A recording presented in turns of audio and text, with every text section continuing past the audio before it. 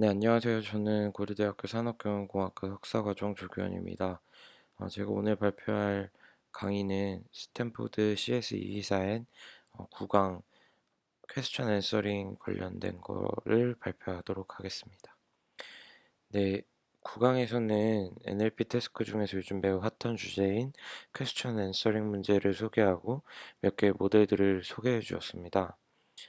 먼저 퀘스천 앤서링 는 이전부터 연구가 활발히 이루어졌던 정보 검색, Information Retrieval 시스템과 Question Answering 시스템의 차이를 살펴보면은 Question Answering 모델은 어떤 구체적인 질문에 대해 답변을 제공하는 이런 형태고, IR의 경우에는 조금 더 일반적인 질문에 대해서 관련 있는 문서의 리스트를 제공하는 형태입니다.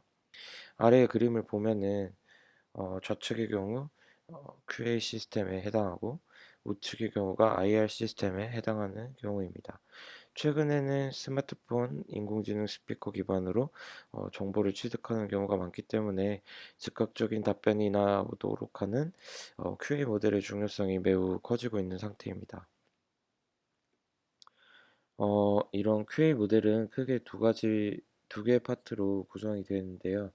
먼저 질문에 대한 정답이 있을 것 같은 문서들을 찾고 이 문서들 내에서 정답을 찾는 방식으로 진행이 됩니다. 어, 첫 번째 관련 문서를 찾는 것은 전통적인 IR 웹서치 방식과 관련이 있고, 두 번째 문서들 내에서 정답을 찾는 것은 머신 리딩 컴프레hension과 관련이 있습니다. 머신 리딩 컴프레hension은 기계가 올바르게 주어진 문서를 이해할 수 있도록 하는 태스크입니다.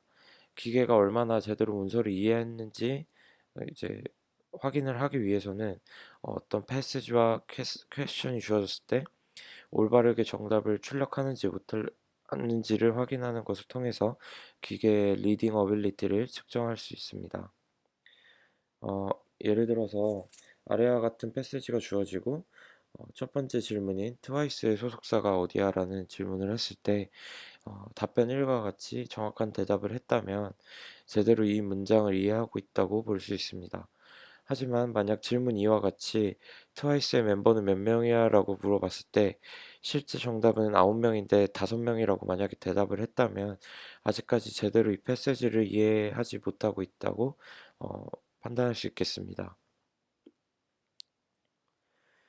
이 QA 시스템에서의 질문은 크게 6가지 타입으로 분류할 수 있다고 이 아래 논문에서 분류하고 있는데, 먼저 팩토이드 타입의 질문은 일반적으로 단답형이 가능한 what, which, when, who, how 등의 간단한 질문이 이 타입에 해당합니다. 예시 문장과 같이 한국의 수도는 어디야라고 물어봤을 때 서울과 같이 답변이 나올 수 있습니다. 두 번째 유형의 경우 리스트 타입 질문입니다. 이 질문은 1번 팩토이드 타입의 질문과 매우 유사하지만 답변이 여러 개의 네임드 엔티티의 리스트로 나온다는 점이 다른 점입니다. 이 세 번째 타입은 사실 확인 질문으로 답변의 유형은 yes 또는 no의 두 가지 형태로 나오는 질문 유형이 여기에 해당합니다.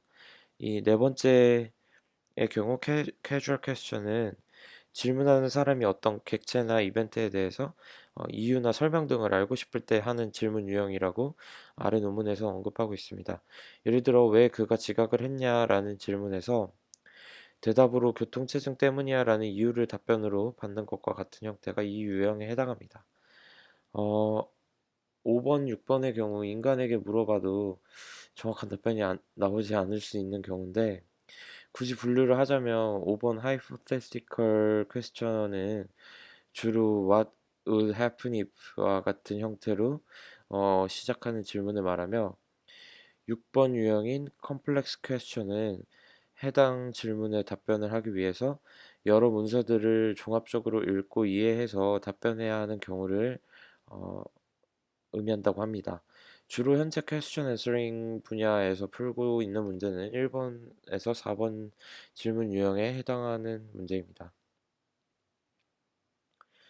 네, 이제 MLC 문제가 본격적으로 연구되기 시작한 것은 2015년 이후라고 볼 수 있는데, 2015년 이전에는 MRC를 풀기 위한 이 데이터셋이 거의 없었습니다.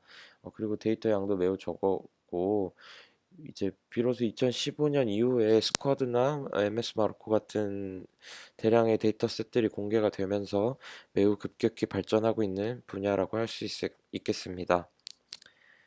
어, 다음으로 소개해 드릴 거는 해당 강의가 아무래도 스탠포드 대학교에서 진행하는 강의다 보니까 스쿼드 데이터셋에 대해서 간단히 설명을 했었는데요. 간략히 설명을 드리면 10만 개 이상의 패스 질문 답변 셋이 존재하고 답변은 반드시 패스 내에서 스팬으로 나오게 구성이 되어 있습니다. 또한 이제 스쿼드 2.0 같은 경우에는 unanswerable question이 추가된 것이 큰 특징이라고 할 수 있겠습니다. 이 스쿼드 데이터셋에 대한 조금 더 자세한 설명은 이 아래 링크 걸어드린 저희 연구실의 김영석 박사과정의 세미나 발표 자료를 참고하시면 좋을 것 같습니다.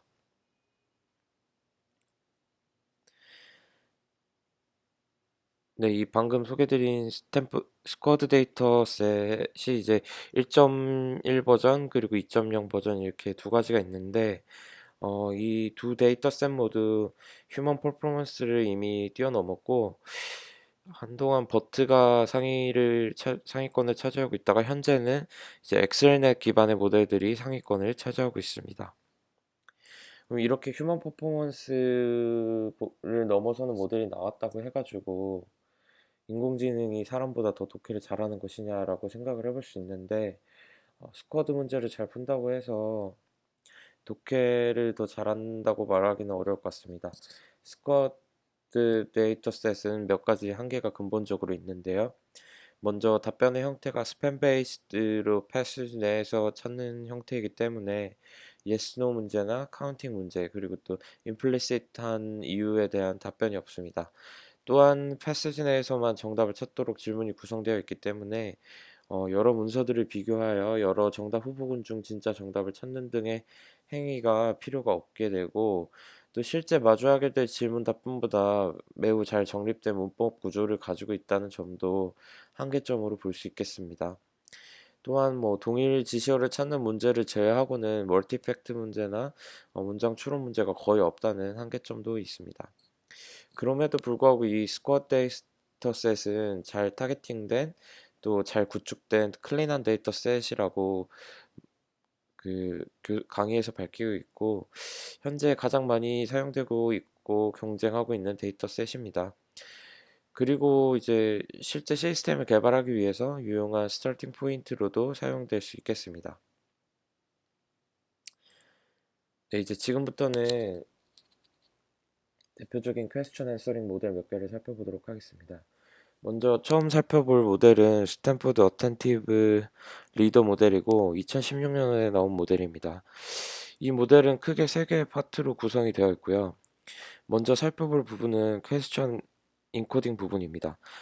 주어진 문장에 있는 단어들을 사전에 학습된 300디멘전짜리 글로브 워드 임베딩에서 룩업을 한 다음에 원레이어 바이디렉셔널 LSTM 모델에 집어넣습니다. 그 후 각 방향의 마지막 히든 스테이트를 컨캣해서 고정된 사이즈의 퀘스천 벡터를 얻습니다. 네, 두 번째 부분은 이 주어진 패시지에 대해서 인코딩하는 부분이고 앞서 보았던 퀘스천 인코딩과 거의 유사하게 진행이 되는데 한 가지 다른 점은 각각의 포지션에서의 양방향 히든 스테이트를 컨캣해서 문장 내 단어 개수만큼의 패시지 벡터를 얻습니다.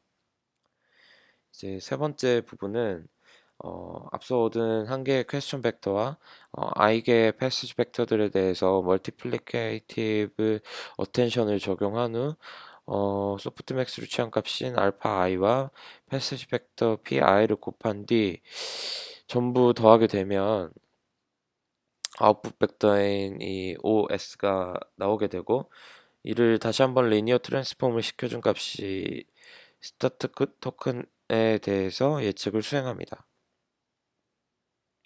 이와 똑같은 방법으로 엔드 토큰에 대해서도 예측을 하고 스타트 토큰, 엔드 토큰의 로스 값을 더한 것이 최종 목적 함수가 되고 이를 줄여나가는 방향으로 모델을 학습하게 됩니다. 네, 다음 설명드릴 모델은 방금 설명드렸던 스탠포드 어텐티브 리더에서 조금 더 발전된 모델인데요. 스탠포드 어텐티브 리더 2라고도 부르고 DRQA라고 더 잘 알려져 있는 모델입니다. 2017년에 나온 모델로 기존 모델과 거의 유사한데 3레이어로 깊게 LSTM을 쌓고 마지막 히든 스테이트만 컨캣을 했던 부분을 이번 DRQA 모델에서는 양방향 히든 스테이트를 포지션별로 컨캣한 다음에 웨이티드 썸을 통해서 퀘스천 벡터를 구성하는 것이 차이점입니다. 또한 이제 패러그래프 인코딩을 하는 부분에서도 마찬가지로 LSTM을 3레이어로 딥하게 쌓았고 인풋 임베딩을 글로벌 벡터만을 사용하는 것이 아닌 단어별로 별도의 추가 피처를 같이 붙여주었습니다. 구체적으로 어떤 피처들을 추가해 주었는지 살펴보면 먼저 언어학적 특성을 담은 피처인 품사 정보와 NER 태그들을 원활 인코딩한 벡터로 붙여주었고 유니그램 프로버빌리티를 추가해 줬습니다. 또한 이그젝트 매치 피처라고 해서 패러그래프 내에 해당 단어가 질문에 등장하는지 아닌지를 판단하는 피처로 정확히 일치 또는 없음, 렘마타이제이션을 하게 되면 일치하는지 여부를 바이너리 피처로 집어넣어 주었습니다. 마지막 얼라인 피처는 퀘스천 내의 단어 QJ와 패러그래프 내의 단어 PI의 시밀러리티를 포착하기 위한 피처로 아래의 식을 통해 이 구한 얼라인 스코어를 웨이티드 썸을 해준 값을 사용하게 됩니다. 위에 이그젝트 매치 피처와 달리 얼라인드 퀘스천 임베딩 피처는 카나 비클 같은 이런 정확히 일치하지도 않고 렘마도 다르지만 의미가 유사한 단어에 대한 소프트 얼라이먼트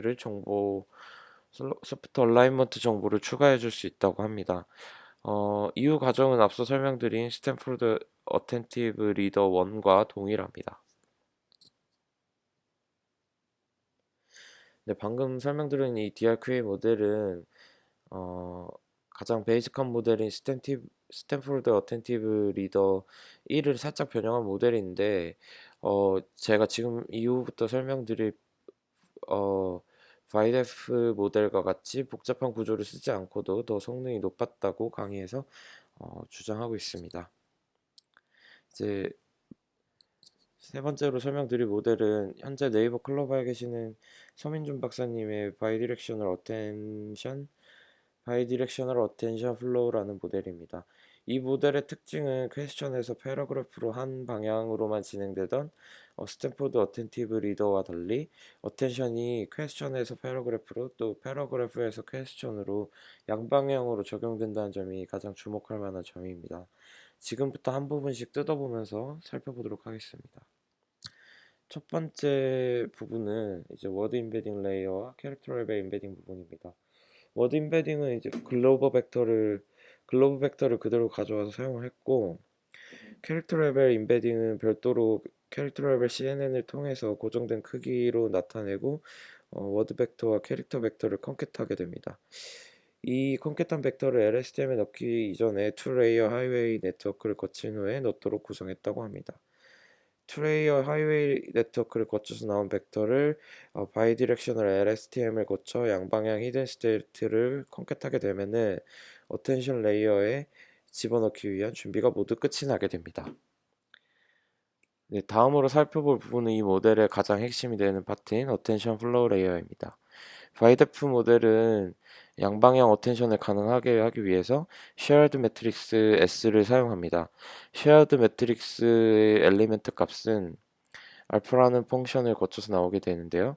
알파 펑션은 아래와 같이 h와 u 그리고 h와 u를 엘리먼트 와이즈 곱한 3개의 벡터를 컨캣한 후 리니어 트랜스폼을 해서 구하게 됩니다.